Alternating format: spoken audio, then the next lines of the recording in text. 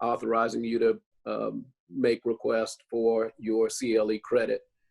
In addition to some discussion from the court on how we're going to proceed going forward, we have some questions that we've received from members of the Baton Rouge Bar and Martinet, and we'll, time permitting, present those questions.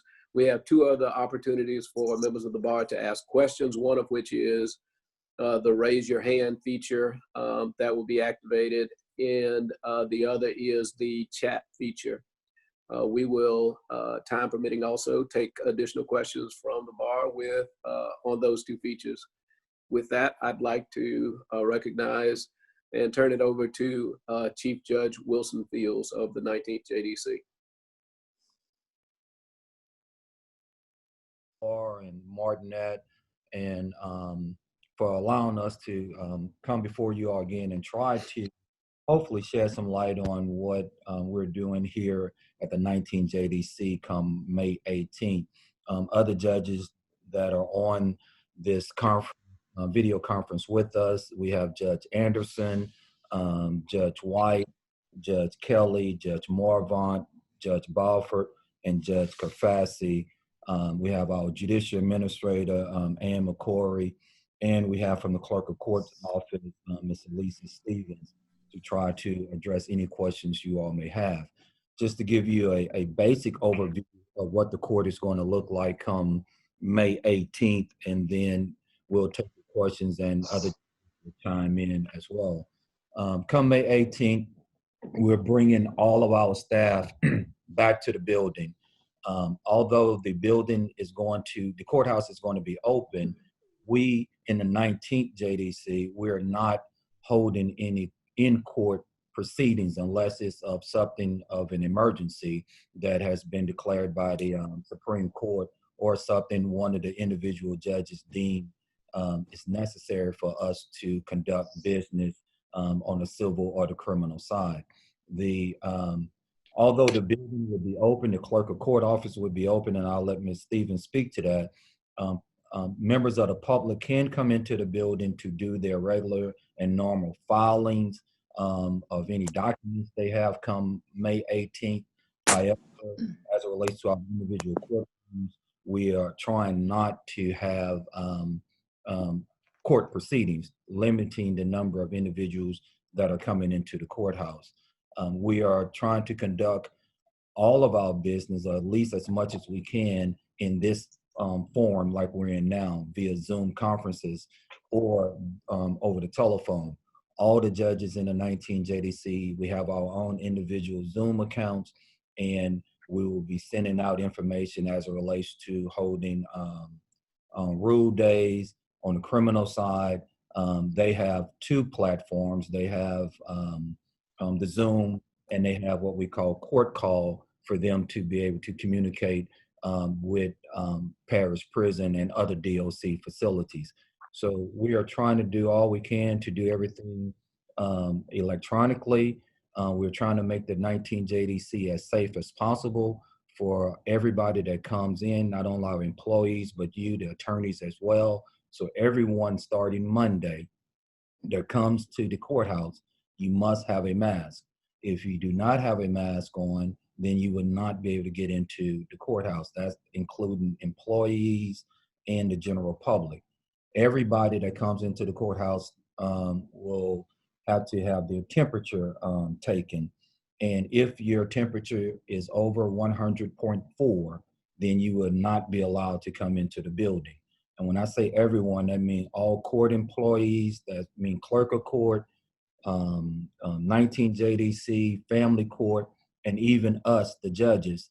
We're going to have our temperature taken as well, and we would not be allowed to enter the building if we don't pass the 100.4, and also certain other questions that would be asked in terms of, have you been coughing, general questions about your health in terms of what the CDC has given us to follow to make sure that we being safe for everyone. And with that, I will kind of, I guess, turn it over to Judge Kafasi, just if I missed anything, as it relates to just in general, not basic operation in general. Thank you, Judge Fields. No, you covered it well. Just it's going to be a new mentality. The old mentality of hanging out at the courthouse, which is enjoyable for a lot of people, and it's a good way to see your colleagues and visit, that we're just not going to be able to do that. I think across the board, the judges have agreed that basically our chambers are going to be closed for appointment basis only, but more importantly, to handle things by telephone conference, by email, and to protect our staff.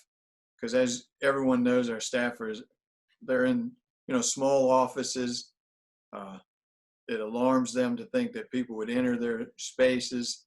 So we're going to be really vigilant in keeping our chambers clear of people, other than those that need to absolutely deliver necessary paperwork. But even then, we're encouraging anything that can be done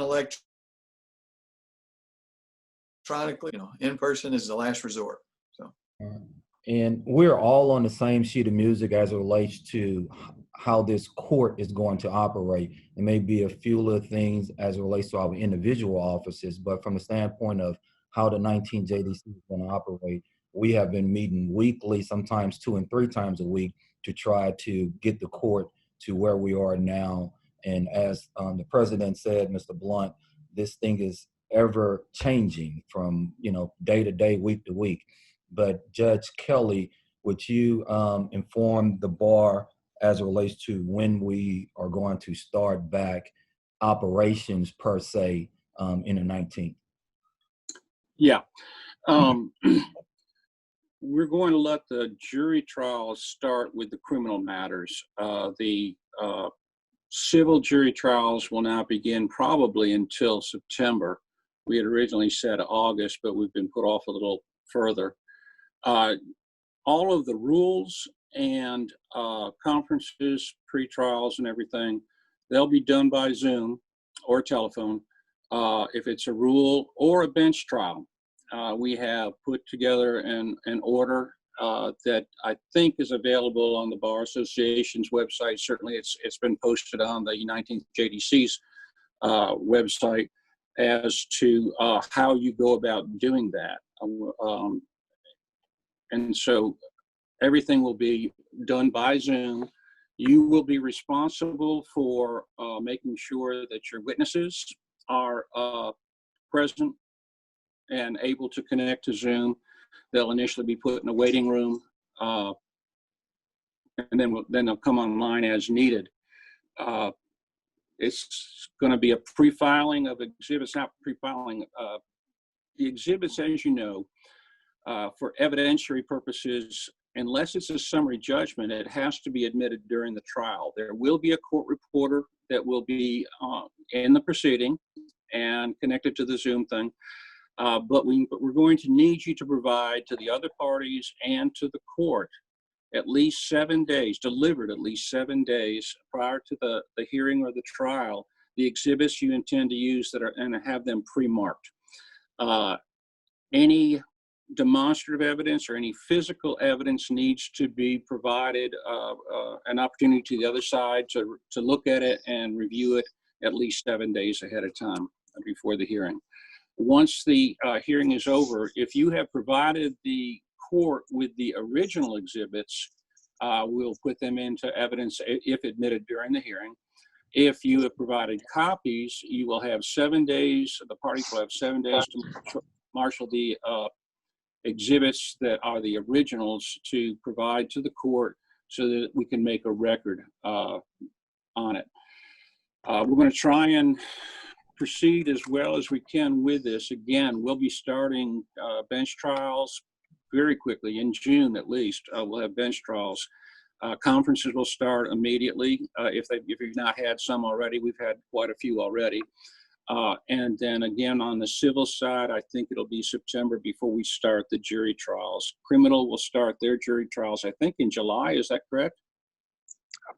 yes. Wilson, do you know? Yes. In July. So we're doing the best we can to fire at this moving target. Please have patience with us. We will have patience with you during the hearings. This is going to require the utmost of professionalism from everyone. We're not going to be able to allow interruptions during presentation, arguments and things. You will have an opportunity. You're going to be muted.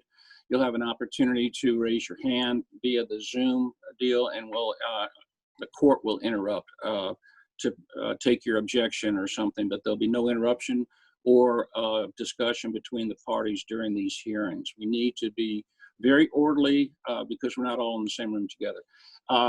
That's probably a lot more than you wanted me to say, Chief, but there you have it.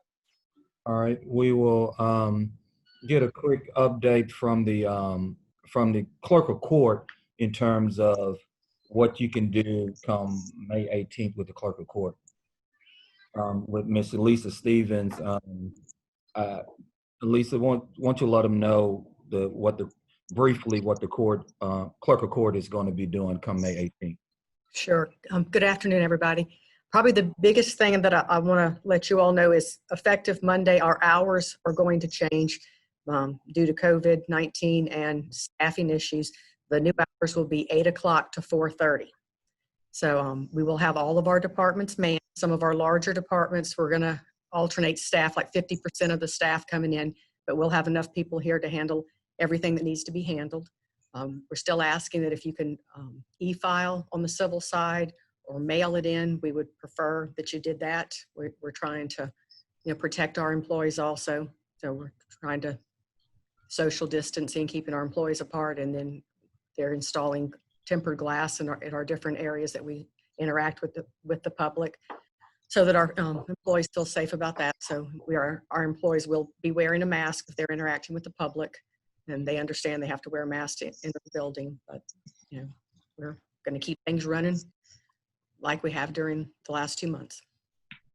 Mr. President, we'll take any questions that the bar may have.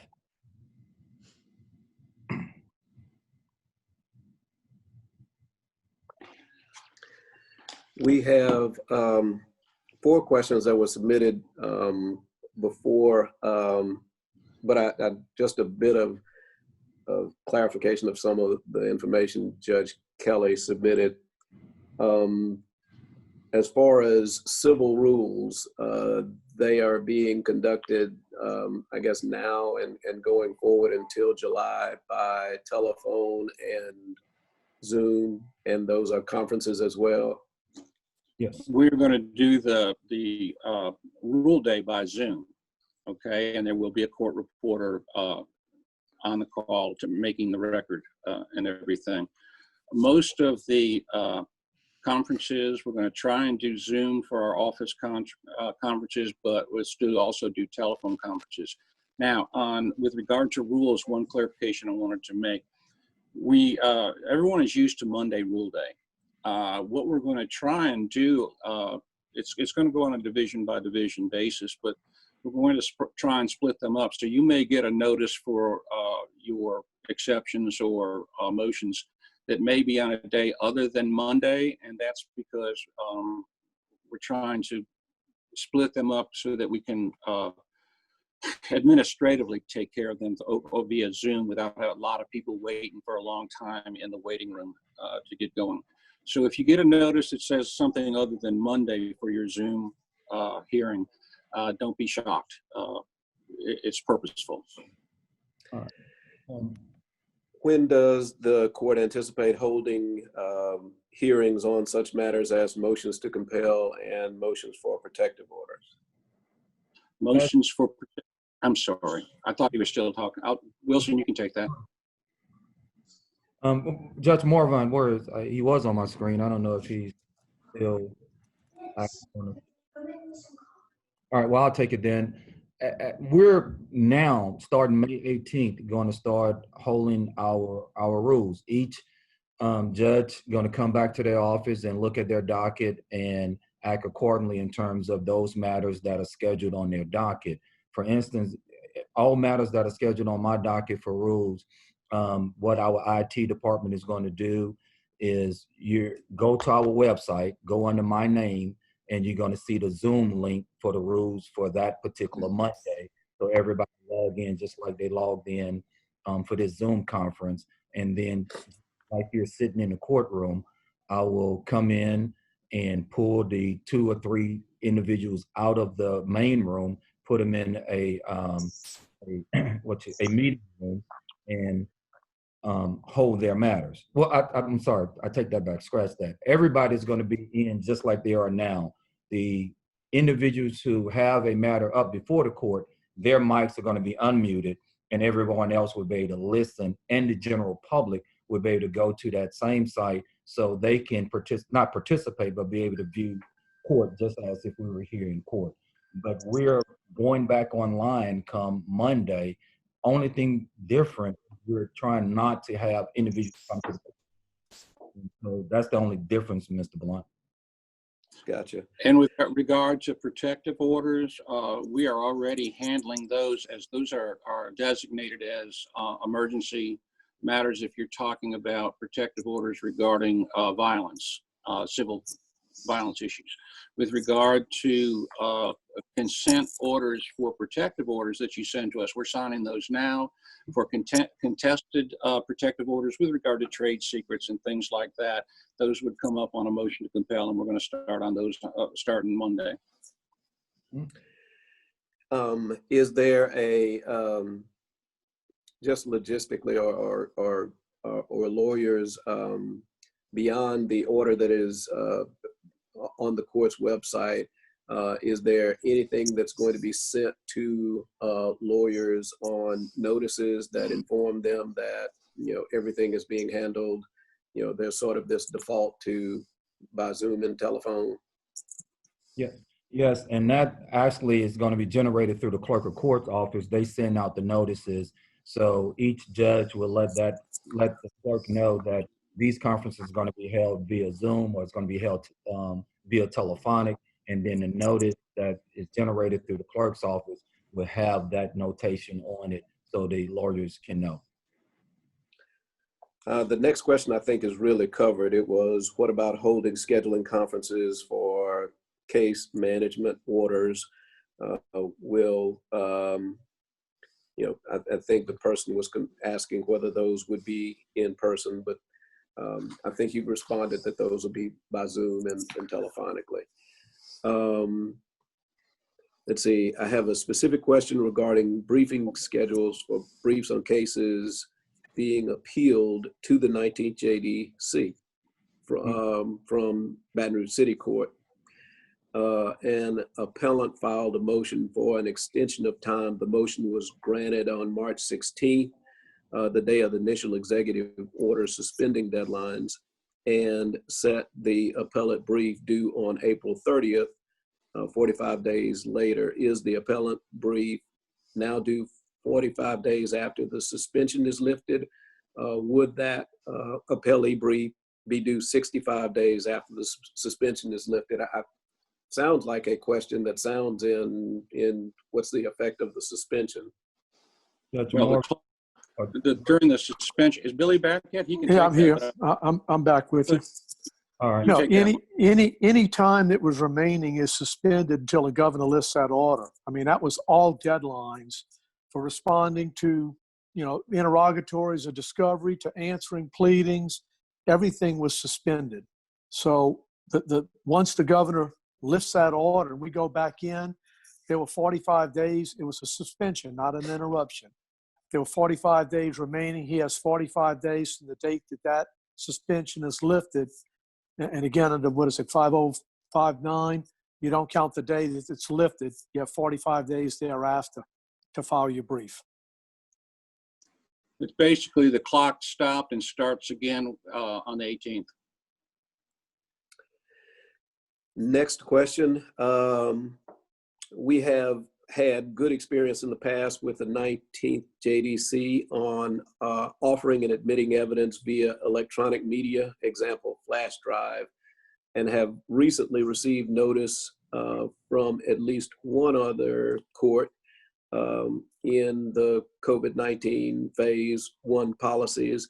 indicating that they will not be accepting evidence in such format. Will the 19th JDC be implementing new policies or procedures regarding the offering of evidence in electronic formats? We have, and any one of my colleagues can join in, we have not discussed that specifically, but I don't think there's anything that we have talked about on the surface that will stop us from continuing to accept those documents electronically.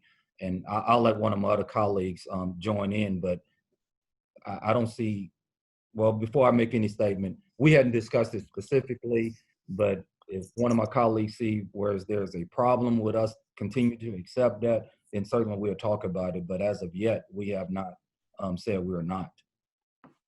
Yeah, what we've done in the past, I think we're going to do again. But again, since we haven't discussed it, now we know that we need to talk about it amongst ourselves.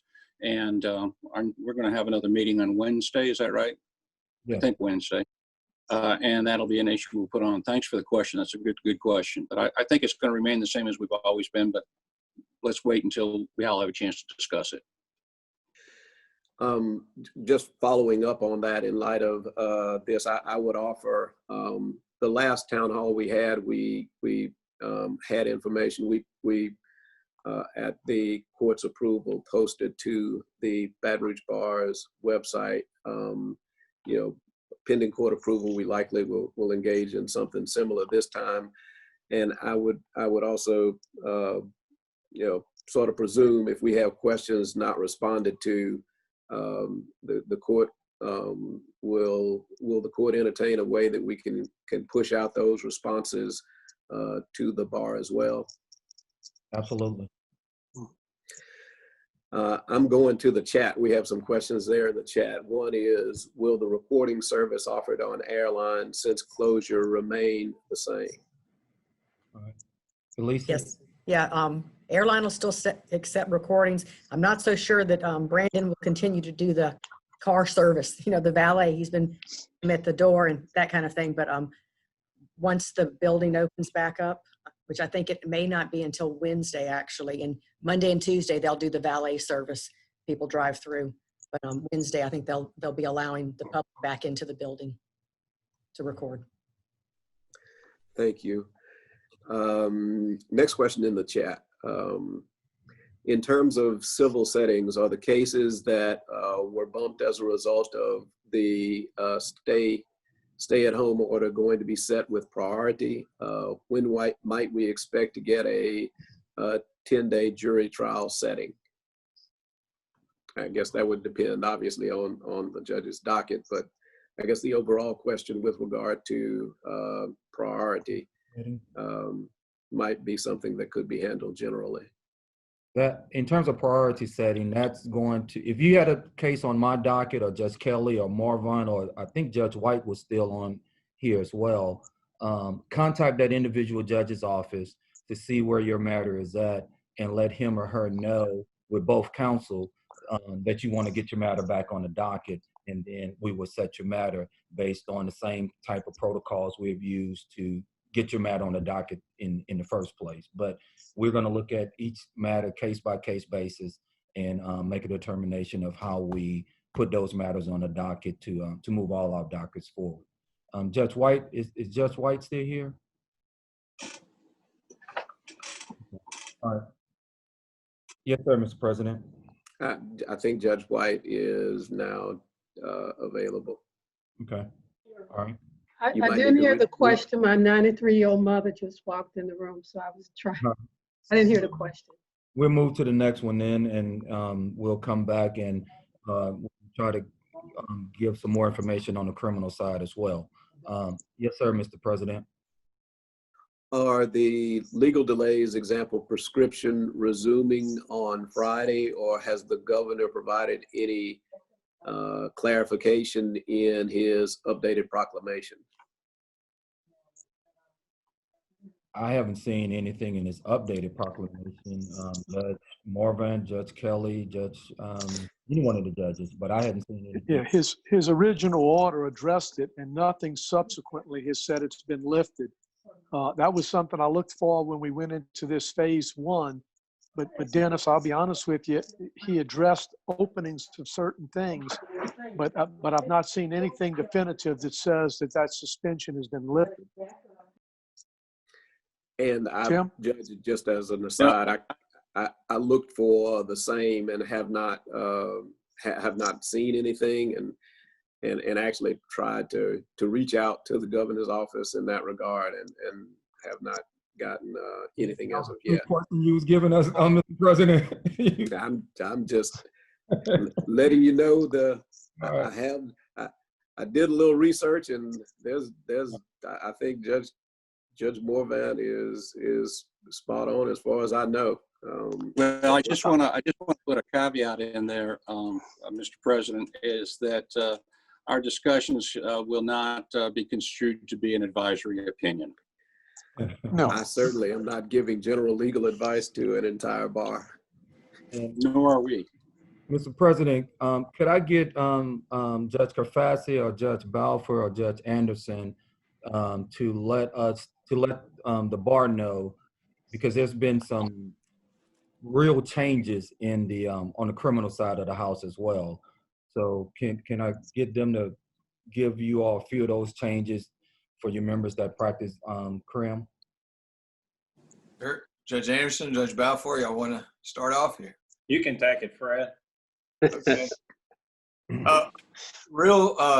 Generally, we are looking at, in an effort to reduce the foot traffic in the building, for the month of June, having 2 sections at a time handle on any particular day of the week necessary in-person matters. So those matters that require testimony, where the confrontation clause is affected, those would be necessary. And in general, instead of having our usual lengthy dockets where we get a lot of people in the building and several of them leave without having accomplished much, we're going to be doing this more on an appointment type basis. We're encouraging lawyers to get with the DA's office. We're working with the DA's office and the public defender's office during this shutdown time, so that when we do come back up, those matters that are the highest priority can be addressed first. And so we are going to ask lawyers, again, to get with both sides, get your matter prepared, get your witnesses ready. And if we have to have in-person matters, we'll put you on our dockets for those days assigned to each section. I think in general, we're roughly going to start off with each section having a day per week. That may quickly escalate to 2 days per week. We'll adjust it on the demand. But it's just an effort to keep the foot traffic down. So that's kind of the general scheme of things. We'll be getting with everyone, our staffs, when we get back in the office, to look at the calendars and schedules that we have, the dockets that we have, and again, to get with the lawyers. I think the likelihood is too, you may get in some form of a staggered schedule where we give you a block of time rather than everybody showing up at 9 o'clock as we used to have done. So that's a general description of what we're trying to do. Mm-hmm. I'll let the other judges chip in. Kelly, you're muted. We need to unmute Kelly. There you go. I would just echo what Judge Carfassi says. As a rule of thumb, just use the phone.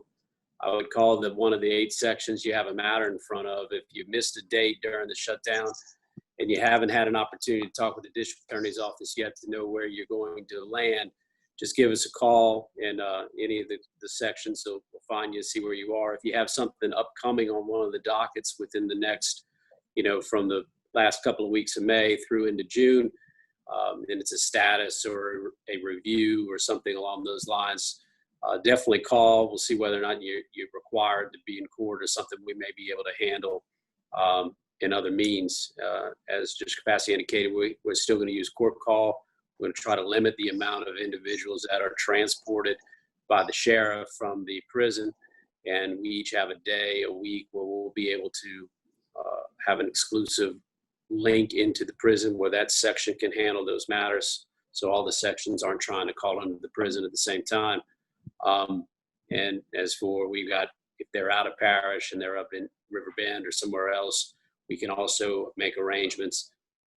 You can get a link to your individual offices so y'all can log in from your desk at your office, your client, and we have been working through the technology. There's ability to put you in individual rooms so that you can have a confidential conversation with your client outside the presence of the judge and the DA and everyone else. So just rule of thumb, just call ahead of time and we'll do the best that we can to accommodate you. All right, Mr. President. I think there is a question. I have a probation review for a misdemeanor client Monday, May 18th. Does my client and or the lawyer have to come to court? If not, how is that matter going to be handled?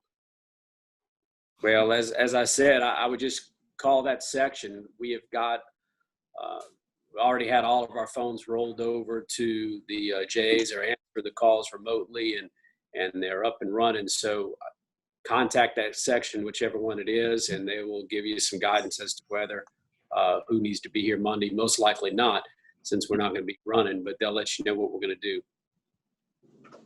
Fast. I can add to that. In general, I think the judges in our discussions have agreed probation reviews and status conferences, the likelihood is the answer is going to be no, you don't need to come, because again, we're trying to eliminate matters that aren't actually executing something substantial and having some proceeding. So as Kelly pointed out, just best rule of thumb is to call first. We've been coordinating with probation and parole as well. They understand and they appreciate the fact that they won't need to come to court for a simple review. The likelihood is that we'll only have them in court when and if a revocation is requested. What I also want to emphasize too, even though we're just going to have a day of the week for in-person matters, all of our judges and courts will be available constantly for remote matters. So if you have your private client who's not in jail, who has a resolution to a case or wants to conduct something that can be done electronically, by all means, it can be scheduled at the court's discretion for any appropriate day in any day of the week. Fred, I would just like to add to what Fred said is they've been talking about calling the court. Another good way, and a way a lot of the attorneys have been handling it during this time we've been away from the office, is send emails to the court and the prosecutor or the defense attorney, whichever the case is. And with that, we can get something scheduled. And we've been taking up all kind of things. It kind of takes the place of a status. We can discuss possible pleas, reductions in bond amounts or conditions, leaving a jurisdiction, all those kind of things. So don't forget about emails too. There's one question in the chat, I think, requesting clarification on the criminal side about jury trials. They say they thought they heard mentioned that criminal jury trials would start again in July, and they wanted that confirmed. Well, the suspension as is currently stands is through June. So the first opportunity to begin those jury trials will be currently in July, unless that's extended. But if it's not extended, then those speedy trial delays and everything start to tick again. And so there'll be a need to conduct jury trials. Again, we've been meeting with the district attorney's office. This is going to require a lot of prioritizing and accomplishing what we can under the circumstances based on the highest priority cases. And Mr. President, as Fred said, we're under suspension as it relates to all jury trials until the end of June. And once we get closer to, once we get into June and closer to July, we as a court going to make a determination of whether or not we start jury trials in July based on the atmosphere of this moving pandemic. So if we tell you all criminal jury trials are going to start in July today, and then 2 weeks later something happens, we may have to push that back. But as it stands today, we're looking at, as Judge Kerfassi said, jury trials on the criminal side starting in July once the order is lifted. All right. Next question, Mr. President. I think there's a request for clarification on the issue of the restart of civil jury trials. I think it's noted in the chat. Judge Kelly mentioned September, but is that a definite, is the question. Nothing's definite. Go ahead, Chief. Okay, no, go ahead. Go ahead, Judge. Go ahead. I was going to say, we originally had scheduled to have August be when we start our civil jury trials up. And then we got pushed back by the governor again. It's not a hard and fast thing. It's not cast in stone. We may be able to do some in August, depending on how the procedures go with the criminal jury trials. But we wanted, obviously, we have to give precedence to the criminal trials. And once they get going, we'll know better on how we're going to be able to fill in our civil jury trials.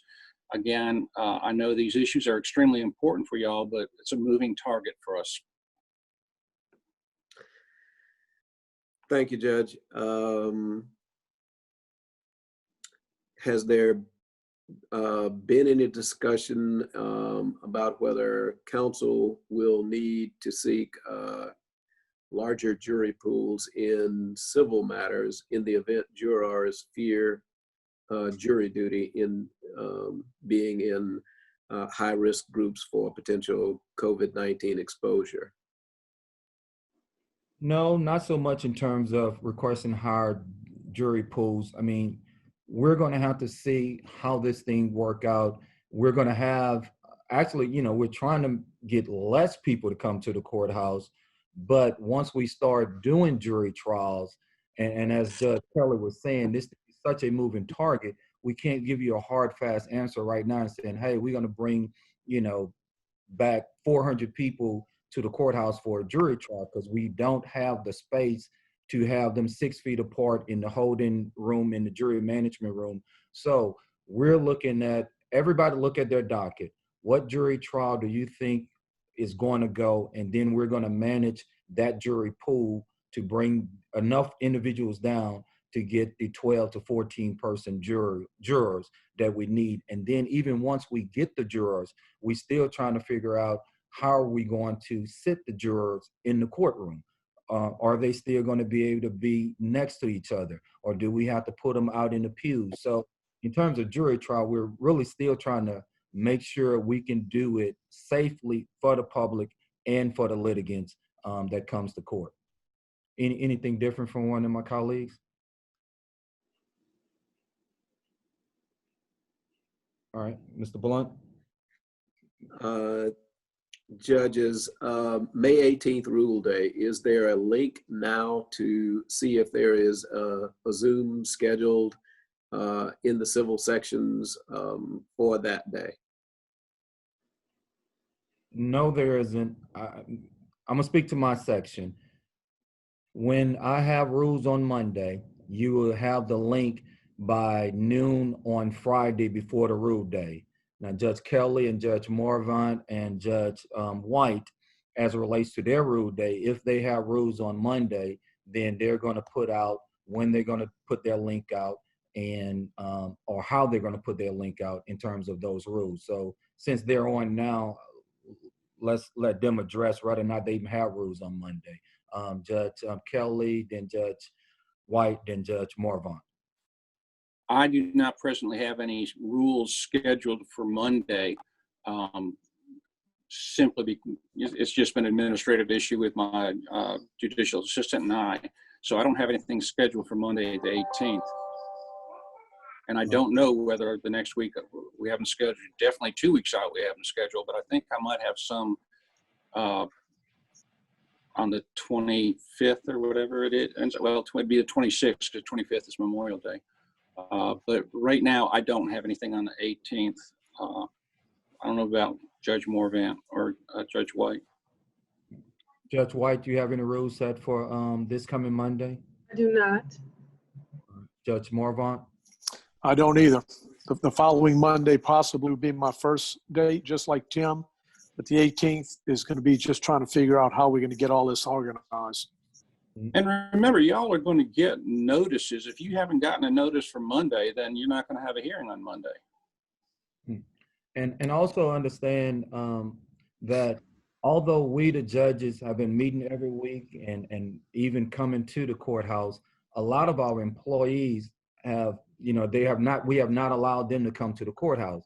We want them to take care of themselves and their families during this period of time. So for the next 2 weeks in May, we're bringing all the employees back so we can reunite with everybody and look at our dockets to try to move everything forward. And then you're going to start receiving notices as it relates to when you need to log in for a Zoom conference, be it status conference or rules. And pretty much the same thing on the criminal side. Anything, Mr. President? Yes, Judge. There was a question in the chat regarding, and I'm not certain whether the court would have the information, but I'll pose it to the court. Any information from the public defender's office as to how they will be able to function in cases where their clients cannot access the technology to participate in Zoom conferences. Judge Kafasi? Yes, that answer that question's a good one. For those clients that are in jail, obviously they will have the technology. The court call we have connected with the jail facilitates that. For those that are out of jail and are appearing, actually that was a topic discussed very recently at one of our meetings. Judge Jackson suggested that because the diner downstairs on the lobby floor is probably going to remain vacated for a while, that we set up a couple stations for people to use there for any type of participation. Somebody's okay. That was Judge White with her mom. She's been returned. But so I hope that answers the question. But and they also have the ability to bring their clients, to have them come to their office and participate remotely if necessary. Thank you, Judge. There's a question regarding childcare. Any information on what would take place if childcare is an issue, since my daycare centers are not open and a person does need to be present? I'm not certain I'm understanding the question or how the court would respond. Let me address it this way, Mr. President.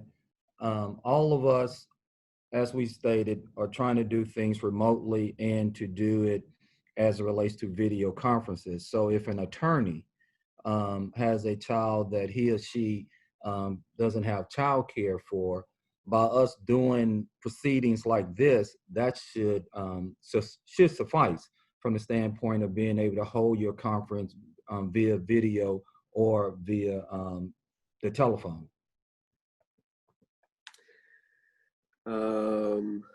There's also a question in the chat regarding family law, but we don't have the family law present.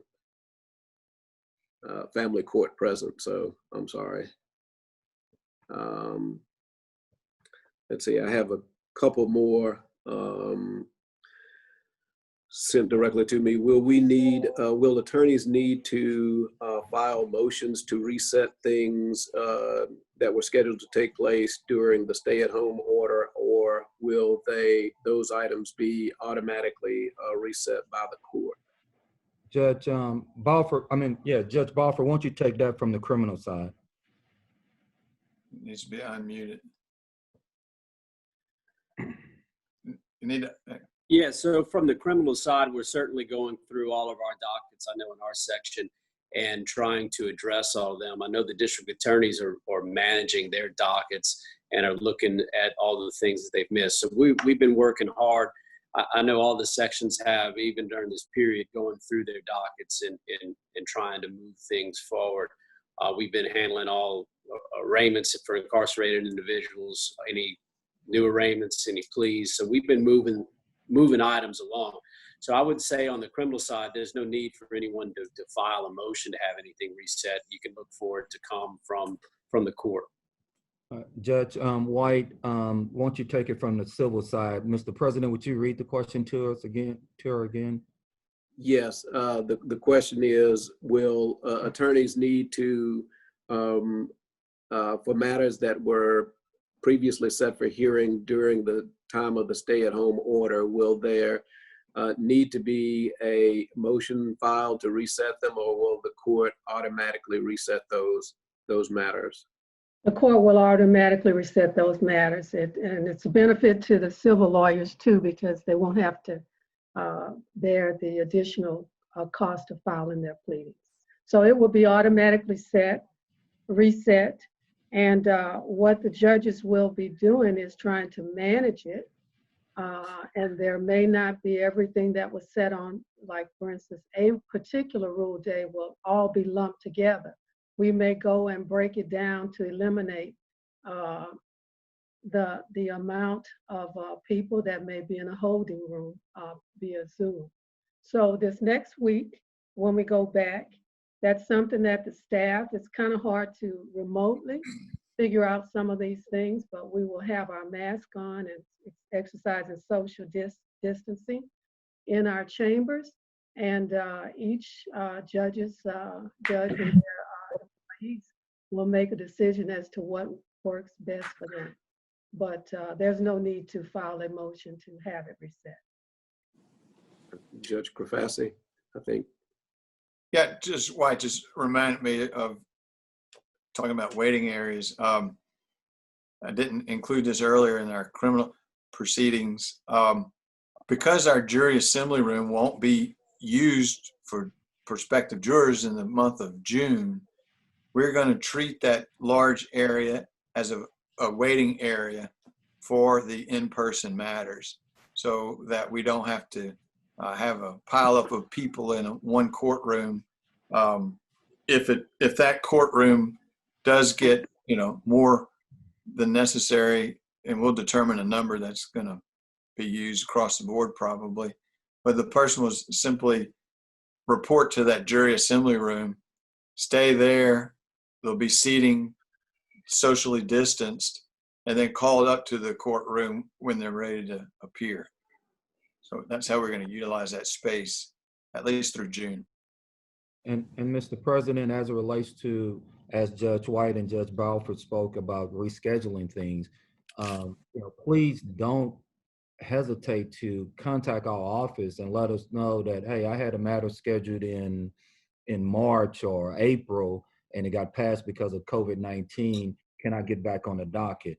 And that would help us out a whole lot as well, just in case we miss something. So let us know that you had a matter, and we'll make sure we get it back on the docket as quickly as possible.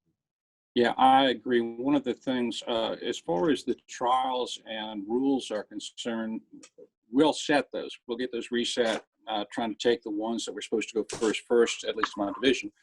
But for status conferences and pre-trials, just send us a letter if you think we missed you, okay?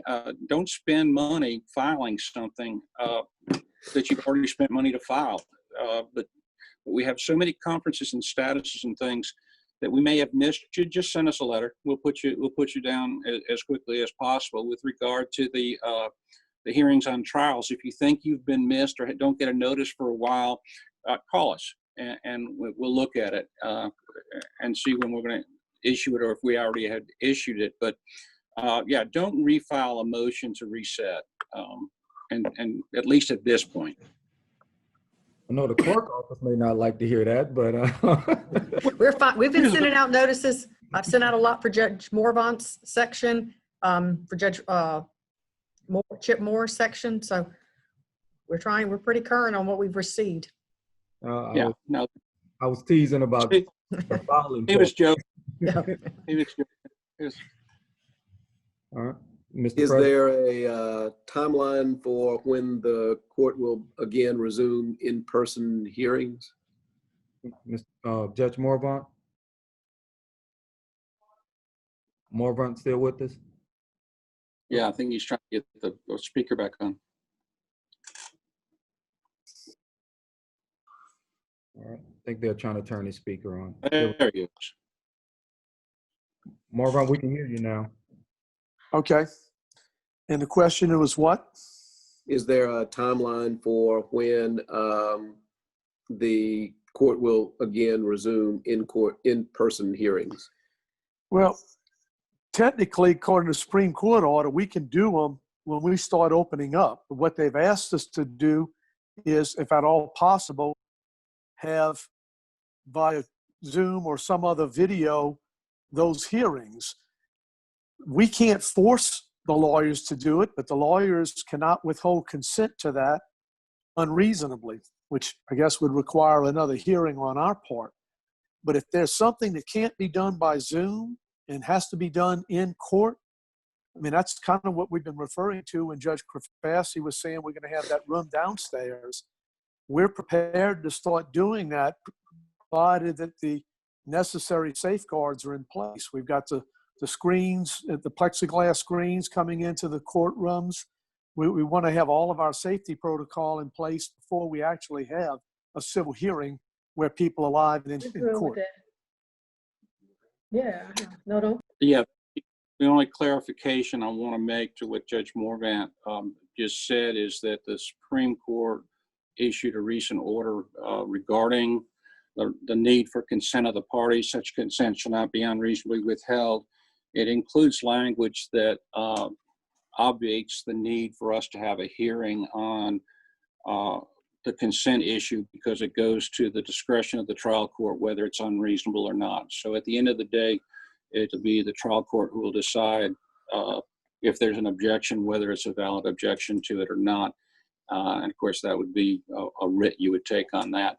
But that's the only change to what Judge Morvant said. They included language that puts it in the hands of the discretion of the trial court judge to determine without a hearing whether it's a valid objection. Sorry, go ahead. Anything else, Mr. President? I think that we have just a couple more in the chat. One is, will civil litigants have and it sort of dovetails on the discussion the judges were already throwing out, Judge Fields, and that is, will civil litigants have the option of opting out of bench trials by Zoom and just accept a later trial date when the trial can be held in person? Absolutely. Yeah, and it's also going to kind of be up to that individual judge as well in terms of, you know, if we can safely do your trial in court, then we're going to try to do that. But if we feel that it's going to be best to do it by Zoom, then we're going to do it by Zoom. And if the litigants don't want to do it by Zoom, then we'll reschedule. The main thing we're trying to accomplish is safety for everybody. And I think that's the main thing the attorneys want for themselves and their clients as well. So we're going to look at safety first before we bring anybody into the courtroom. Last is, I guess, another family court related matter, and I presume it's related to access to the building, is access or is family courts access, following the same rules as the remainder of the 19th JDC bench? You say the same rule, you mean in terms of, if they're talking about in terms of trying to reduce their in-court appearances, as far as I know, when myself, Judge Crafassi, and Judge Kelly and Morvant and some others met with members of the family court, they told us that they limit their dockets so they don't have to have a lot of person matters. There are some matters that they must have in person, but they also supposed to limit those. So all we can tell you is at least what we perceive is that they're going to limit their dockets. Now, whether or not that happens, certainly I think they are court of their word, and they're gonna do so as well. And I will end with this one last question, and it is related to criminal matters. Judge, when does the Clerk of Court's office anticipate e-filing for criminal matters? I guess that would be a Clerk of Court question. Elisa, do you have that? We're very close to it. I actually worked on some wording for the instructions, so we are very close on that now. There's an issue like a delivery fee basically for e-filing, and there will be a cost on the criminal side, and they typically don't have to pay anything, and it's not coming to the clerk's office. It's strictly almost like a courier fee if you had to pay someone to bring it to the courthouse for you. But the software vendor, so there is a fee that they're talking about with that, and I want to make it perfectly clear that's not Clerk of Court money, because we don't have the authority to collect that kind of fee. But that's the one issue that we're kind of working with. But it's set up, it's been tested, it works great. The DA's office can file bills, they can e-file their bills. PD's office can e-file all of their motions, answers, it can all be done. But for the attorneys, the hired attorneys, they would have to pay a small fee to e-file. So, Mr. President.